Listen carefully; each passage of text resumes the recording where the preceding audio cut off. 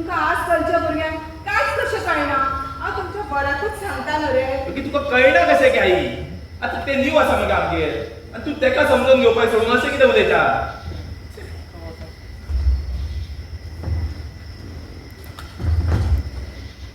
सिद्धेश सिद्धेश म्हाका कितें तूं पोवपाचें नासलें रे बाबा. मगे ते कितें बी आसूं आई मगे तूं मगे तेका कितेंच म्हणून नाका. तेका मगे जाय तशें करून आनी जाय तशें वागून. बरें उलयना.